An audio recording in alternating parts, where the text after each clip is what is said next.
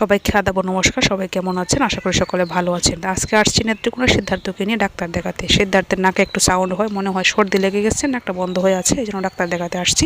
আমার ভাইকে নিয়ে আসছি, কারণ সিদ্ধার্থের বাবা হচ্ছে টাঙ্গাইল গেছে যে মায়ার অন্নপ্রাশন, তাই তো আমার ভাইকে নিয়ে, ভাই যেহেতু বাড়িতে আছে ভাইকে নিয়ে আসছি। আর এদিকে খুব ক্ষুধা লাগছে, এই জন্য কলার কেক নিয়ে আসছি, এখন এগুলো খাবো। আর পূজাকে বলছিলাম আসার জন্য, পূজা হচ্ছে আমার কাকাতো বোন। তো পূজা আসছে, তো পূজার কোলে সিদ্ধার্থ এখন আছে, তার সোয়েটারটা খুলে দিছি, সে এখন হাসি খুশিতে খুব ভালো খেলতেছে। কিছুক্ষণ আগে খুব কান্নাকাটি করছে, তার খুব গরম লাগছে। বাড়ি থেকে সোয়েটার পরিয়ে নিয়ে আসছিলাম, খুব গরম লাগছিল তার। তো বাড়িতে চলে আসছি পরের দিন বিকেলবেলা।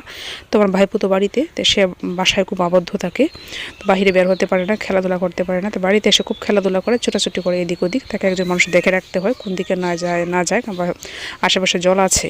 এদিকে বাড়িতে বিকেলবেলা মা হচ্ছে মাছ রান্না করতেছেন, জানি না কী দিয়ে রান্না করবেন। এদিকে অভিমন্যুর খুব ক্ষুধা লাগছে, তার মা তাকে মুড়ি মাখিয়ে দিছে কলা দিয়ে, সে এখন মুড়ি খাচ্ছে। অনেক সময় ধরে কান্না করতেছে কী খাবে।